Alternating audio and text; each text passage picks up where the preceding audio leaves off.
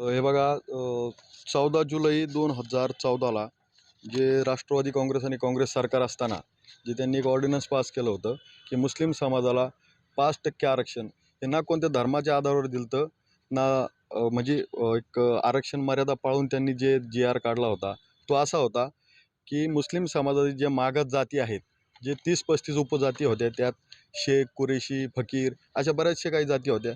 त्या जातींना त्यांनी एक जे आर पास केला होता की यांना 5% पर्यंत शिक्षण, नोकरी याच्यात आरक्षण पास केलं होतं.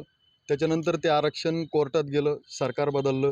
सरकार बदलल्याच्यानंतर ते कोर्टात आरक्षण टिकलं नाही. का नाही टिकलं?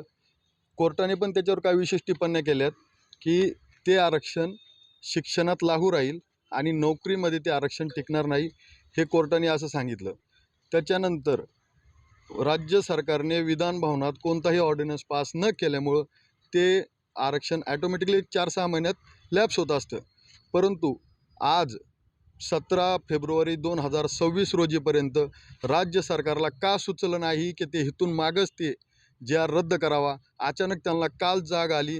4:37 राज्य सरकारने तो जे आर रद्द केला. का केला? आमची एक शेवटची आशा होती की त्या जे आरनुसार आम्ही कोर्टात मागणी करू शकतो आणि त्या मागणीनुसार आम्ही आमचा आरक्षणाचा हक्क हा राज्य सरकारकडे मागला असता, न्यायव्यवस्थेकडे आम्ही मागला असता. कारण की बऱ्याचशा दिवसापासून एक मुस्लिम आरक्षणाची मागणी होत आहे ना, ती धर्माच्या आधारावर होत आहे. मान्य करतो आम्ही की धर्माच्या आधारावर आरक्षण देता येत नाही, 50%च्या पुढं आरक्षणाची मर्यादा ओलांडता येत नाही.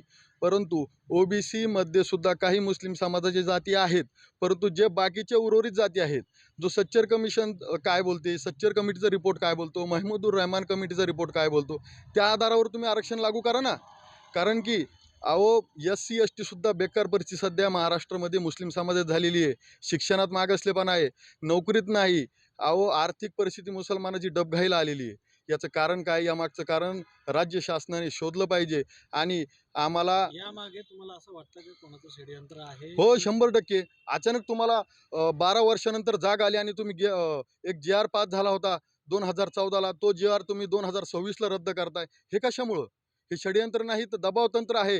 राज्य सरकारवर सुद्धा कोणाचा तरी दबाव आहे का? हा आमचा नेमका प्रश्न पडलेला आहे आम्हाला.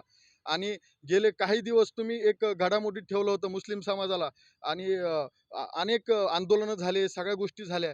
परंतु त्याचं फलित काही निघालेलं नाही. मुस्लिम समाजाला त्याचं काही उत्तर भेटलेलं नाही. यामध्ये तर राज्य सरकारने आम्हाला रमजानची एक गिफ्ट दिलेलं म्हणता येईल. रमजानच्या पूर्व संध्येला एक मुस्लिम समाजाला.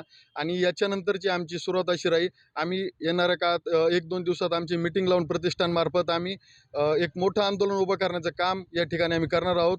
जेणेकरून माझ्या मुस्लिम समाजाला न्याय मिळण्याची कुठंतरी आम्ही एक मागणी करणार आहोत. आमच्या गोरगरीब मुस्लिम समाजाला जे आरक्षणापासून वंचित आहेत, जे रोजगारापासून वंचित आहेत, जे शिक्षणापासून वंचित आहेत, ह्या समाजासाठी आम्ही रस्त्यावर नक्कीच उतरणार.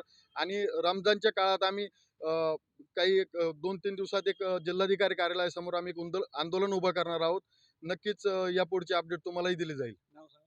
माझं नाव अरबाज पठाण. आम्ही सप्तरंग सामाजिक प्रतिष्ठानच्या वतीने हे निवेदन दिलेलं आहे.